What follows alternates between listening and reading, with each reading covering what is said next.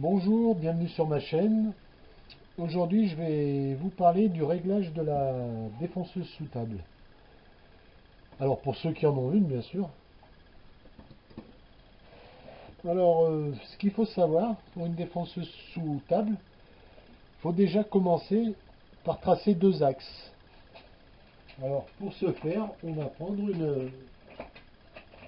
une fraise triangulaire que j'aurais dû préparer avant et que je n'ai pas préparé. Super. Voilà. Où est l'objectif là? Ouais, donc c'est une fraise à 90 degrés ou peu importe, hein, du moment qu'elle soit pointue, hein. Donc on vient l'installer et ensuite, avec une équerre, on vient sur la pointe,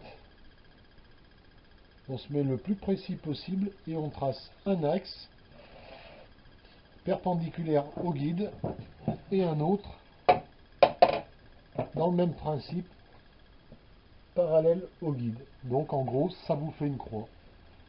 Très important. Très importante parce que ça va permettre de faire tous les réglages vite fait, quoi. Voilà, donc ça coûte rien. Alors il est préférable de les faire au tranché ou avec un clou ou un cutter. Alors pour ceux qui n'ont pas de plexi, avec un contreplaqué c'est pareil, on met un coup de cutter ou de pour qu'elles soient toujours visibles. Alors je sais même pas si on peut les voir là. Aucune idée. Mais bon, il y a deux traits quand même, hein. Alors le premier boulot qui est intéressant à faire à la défonceuse, c'est le chanfrein. Donc de faire un chanfrein au bord. Donc c'est le plus facile, hein. On peut faire ça à l'œil, hein, mais bon, il y a un calcul qui permet de... Donc moi, ici j'ai une fraise de 18, parce que c'est celle que j'ai utilisée, donc elle est restée, je ne l'ai pas changée. Et je veux faire un chanfrein, disons, allez, de 7. Donc comment je dois positionner mon guide? Donc quand je suis sur mon trait, que je viens de faire, donc le trait parallèle, donc celui-là, je suis dans l'axe de la fraise, c'est-à-dire qu'il y a une demi-fraise qui rentre à l'intérieur et une demi-fraise qui en sort. Donc, en théorie, si je pose comme ça, j'ai un chanfrein de 9. Et ça, c'est vraiment pas intéressant. Donc, ce qu'on peut faire, donc, je veux un chanfrein de 7, donc 9 moins 2 égale 7. J'ai plus qu'à me déplacer et j'aurai mon chanfrein de 7. Alors, comment faire vu que mon trait vient de disparaître? Donc là, je suis marron. Enfin, si, je peux toujours faire une petite marque, mais à force de faire des petites marques, on n'y voit plus rien et on se trompe.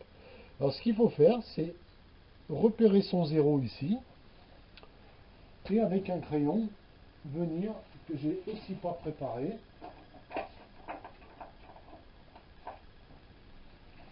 c'est de venir faire un trait derrière son guide. Donc, ici.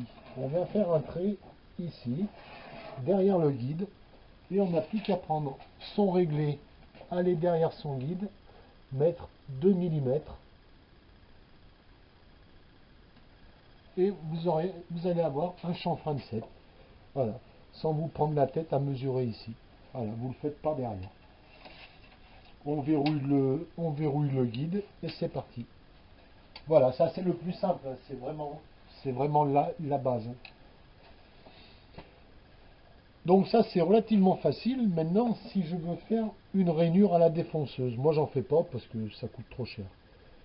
Mais bon, c'est pas que ça coûte trop cher, c'est que je vais aussi vite à la lame. Mais bon, pour celui qui voudrait faire ça, si vous voulez faire par exemple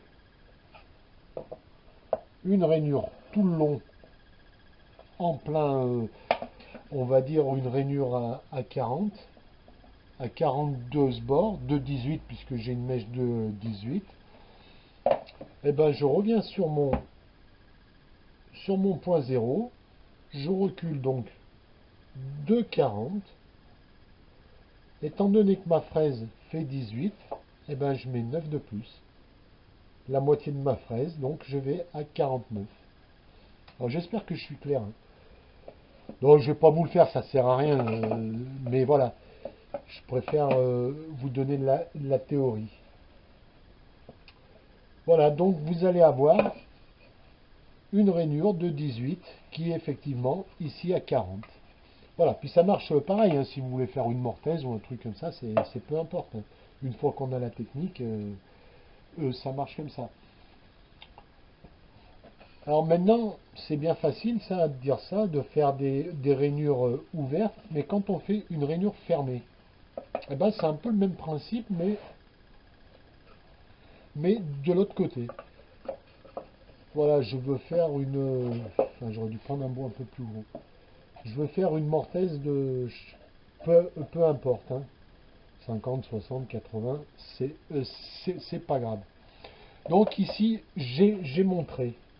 Je sais que ma fraise, elle est d'une certaine mesure. On va prendre 18, c'est faux, hein, puisque ma pièce, elle est plus grande. Enfin, je pourrais toujours faire une lumière, hein, c'est pas... Donc ma fraise est de 18.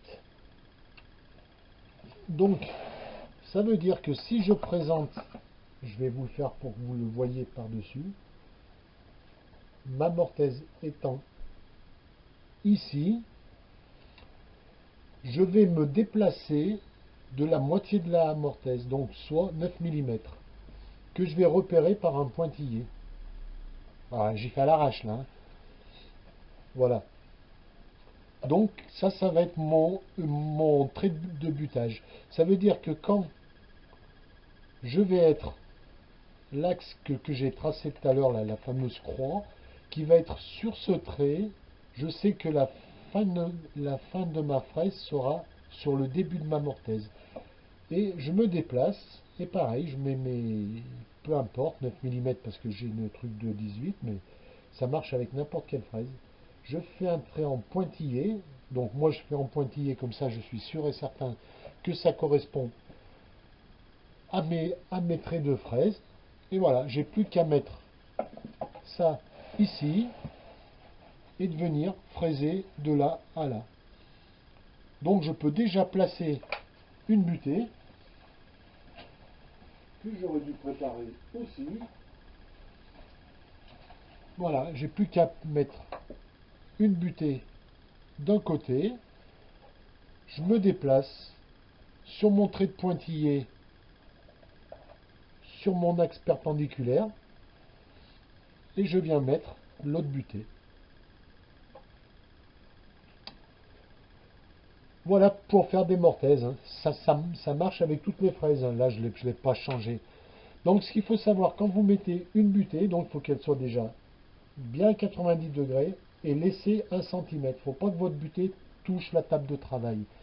Parce que ça va bourrer en poussière et quand vous allez arriver là, vous allez perdre un peu. Ça va fausser votre mesure.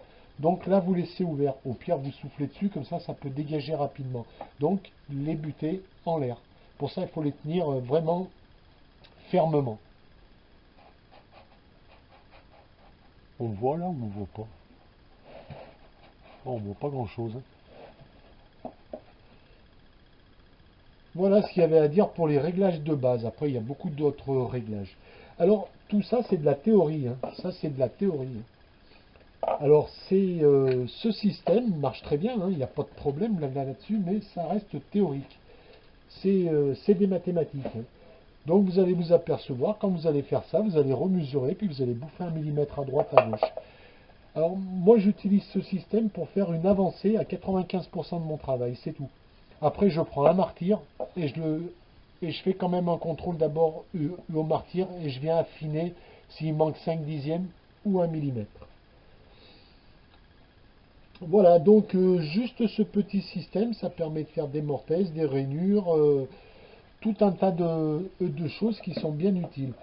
Donc l'essentiel, c'est vraiment d'avoir ces deux axes, hein. Ça, c'est vraiment la base de la défonceuse, hein, sous table, bien entendu. Voilà, donc s'il y a des questions complémentaires, faites-le. Je fais des vidéos rapides.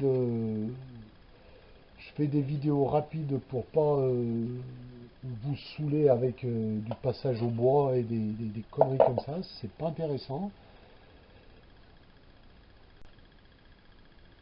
Bon, voilà, sur ce que je voulais vous montrer, tout a été dit. Enfin, tout a été dit en partie.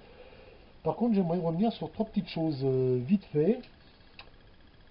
Parce que j'ai vu une vidéo où la personne elle expliquait qu'on pouvait faire on pouvait équarrir, enfin remettre une pièce droite avec une défonceuse sous table. Alors le gars il passait comme ça, donc sa fraise,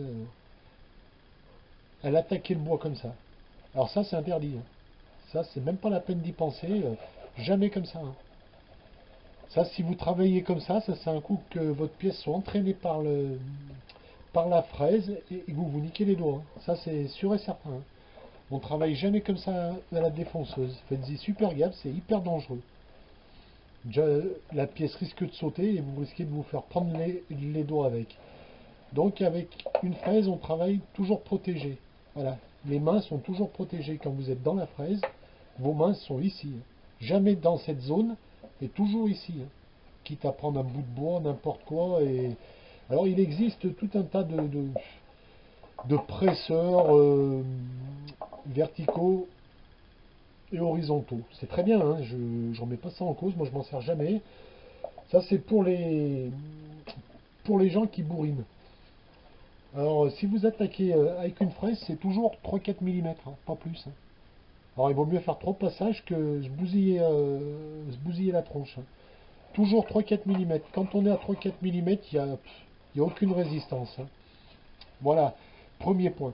Donc, comment travailler à la défonceuse, hein, sous table ou sur table, hein, c'est sur table, enfin volante, c'est pareil.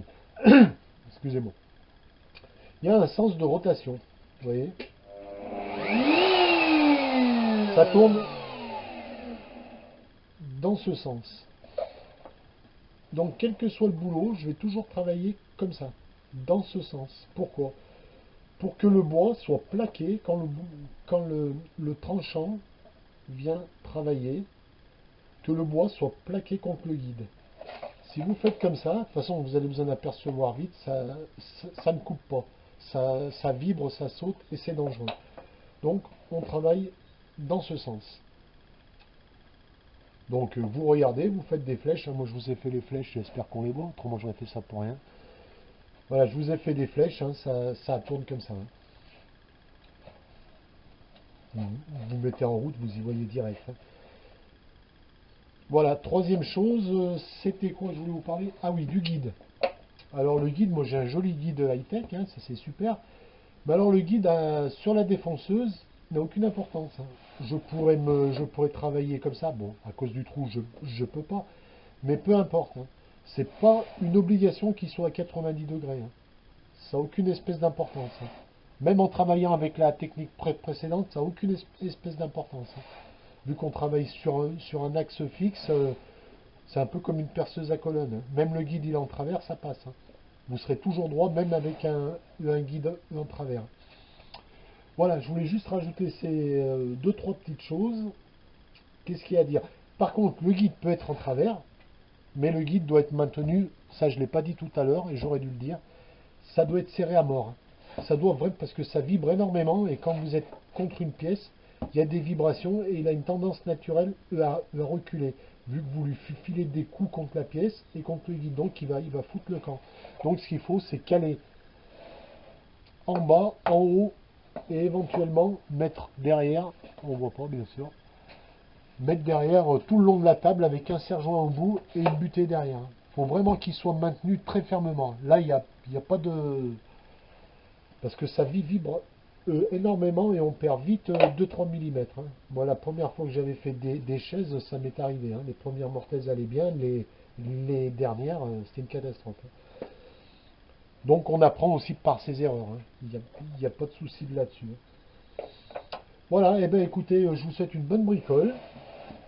À bientôt sur ma chaîne. Je ne sais pas ce que je vais faire la prochaine vidéo. Si vous avez une idée, ben, communiquez-moi là. Si c'est dans mes compétences, eh ben, je le ferai avec plaisir. Allez, à bientôt. Bye bye.